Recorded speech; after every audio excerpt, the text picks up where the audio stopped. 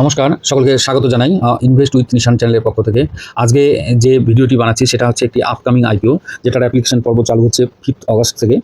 এই যে কোম্পানিটি রয়েছে তার কি ডিটেলস রয়েছে সেটা আপনাদের সামনে তুলে ধরবো, এবং আইপিও ডিটেলস কী রয়েছে সেগুলো আপনাদের সামনে তুলে ধরবো, এবং এর যে চুলচেরা বিশ্লেষণ সেটা কিন্তু আপনাদের সামনে তুলে ধরবো, যাতে আপনাদের সিদ্ধান্ত নিতে সুবিধা হয়। এবং ভিডিওর শেষে আমি বোঝার চেষ্টা করবো, আপনাদের সামনে একটা কনক্লুশন টানার চেষ্টা করবো যে এর অ্যাপ্লিকেশন করা যায় কি না সেটা নিয়ে আলোচনা করবো।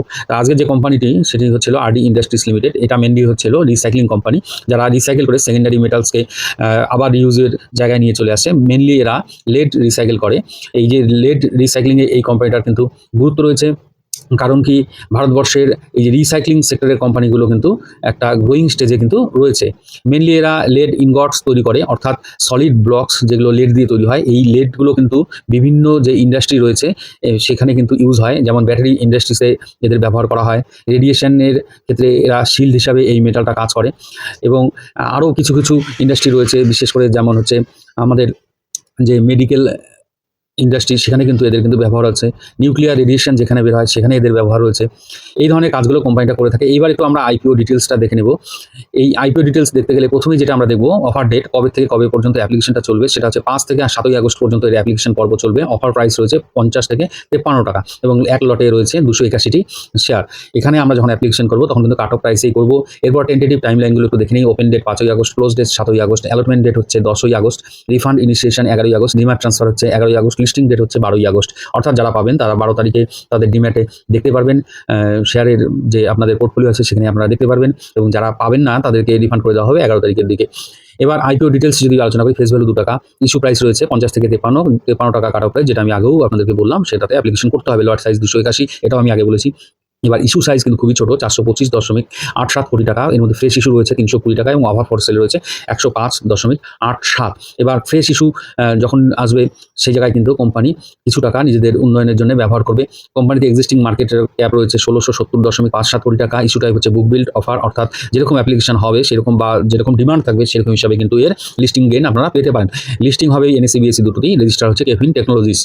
এবার কোম্পানিটির ফিনান্সিয়াল ইনফরমেশন যদি দেখে নিই, এই টেবিলের আকারে আপনাদের সামনে তুলে ধরলাম।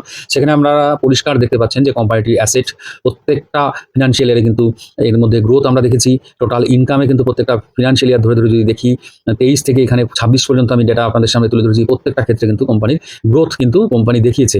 এবং তার সাথে সাথে যেটা নেগেটিভ আমরা সবসময় বলে থাকি সেটা হচ্ছে টোটাল বোরোয়িংস যদি আমরা দেখি, এখানে কিন্তু কোম্পানি বোরোয়িংসও কিন্তু প্রত্যেকটা বছর কিন্তু বাড়িয়ে গেছে। যেহেতু বোরোয়িং বাড়িয়েছে তার মানে কোম্পানির এক্সপানশন বা ক্যাপেক্স কিন্তু কোম্পানি করেছে। এবার যদি আইপিও আসার পরে কিছুটা টাকা এখান থেকে তারা কিছু লোন শোধ করে দেয়, তাহলে কিন্তু কোম্পানিটার মার্জিন কিন্তু আমরা আগামীতে বাড়তে দেখতে পারি। এবার লট সাইজ কী হয়েছে, এক লটে 281টা আগেই বলেছি, তার জন্য আপনাকে পেমেন্ট করতে হবে 14,893 টাকা, এবং রিটেল কোটায় আপনার ম্যাক্সিমাম 13টি যদি অ্যাপ্লিকেশন করেন সেখানে কিন্তু আপনার টাকা লাগবে 1,93,609 টাকা। এবং তারপরে এইচএনআই এবং বিগ এইচএনআই এগুলো কোটাও কিন্তু রয়েছে, সেখানে লট সাইজটা আপনারা এখানে স্ক্রিনে কিন্তু দেখে নেবেন। এরপর এরা যে আইপিওটা আনছে তার অবজেক্টিভ কী আছে সেটা যদি দেখি, তারা এরা বিভিন্ন ক্ষেত্রে যেমন কাজগুলো করবে, কিছু টাকা কোম্পানির যারা প্রমোটার রয়েছে এক্সিস্টিং তারা যেমন নেবে, তার সাথে সাথে কিন্তু এরা কিন্তু ক্যাপেক্স করবে, কিছু টাকা বোরোয়িং কিন্তু শোধ করার জন্য ব্যবহার করবে।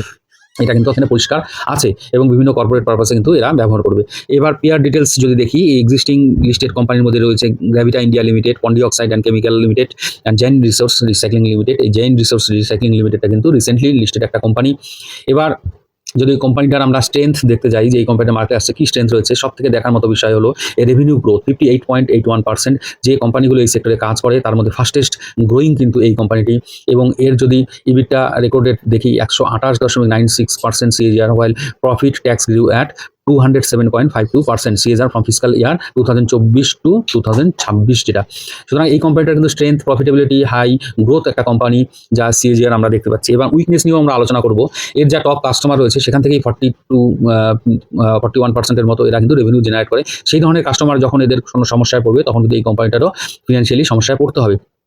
ব্যাটারি এবং মেটাল ইন্ডাস্ট্রিজ কন্ট্রিবিউট করে 84%, মানে একটি মাত্র সেক্টরে, একটি দুটি সেক্টরে এদের কিন্তু মেন রেভিনিউটা আসে, মানে কনসেন্ট্রেটেড ওয়েতে এরা কাজ করে। এবার যেহেতু এক দুটি সেক্টরে তারা তাদের কাজটাকে সীমাবদ্ধ রেখেছে, সেই জায়গায় একটু রিস্ক মনে হচ্ছে আমার। যদি একটু বিশাল ক্ষেত্রের মধ্যে তারা বিভিন্ন সেক্টরে কাজ করতো তাহলে হয়তো সেই জায়গায় একটা পজিটিভিটি আমরা দেখতে পারতাম। তবেও এর যা কোম্পানির ডিটেলস আমি দেখলাম সেই জায়গায় দাঁড়িয়ে কিন্তু এই কোম্পানিটা আমার মনে হয় যে কোম্পানিটা ভবিষ্যতে আরও গ্রো করবে।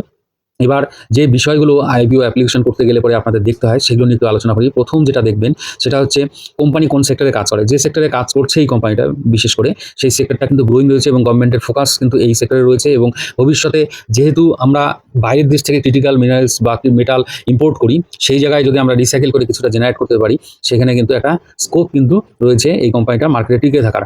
সুতরাং এই কোম্পানিটার যে ডিটেলস আমি আপনাদের সামনে তুলে ধরলাম তার মাধ্যমে বুঝতে পারলেন যে কোম্পানিটা কিন্তু একটা ভালো কোম্পানি।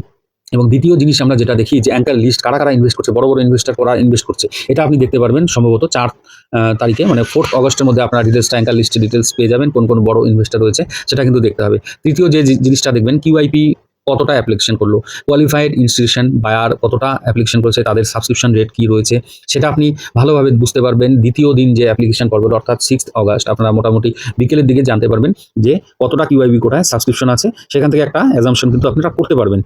থার্ড যে জিনিস চতুর্থ যে জিনিসটা আপনারা দেখবেন সেটা হচ্ছে জিএমপি গ্রে মার্কেট প্রিমিয়াম।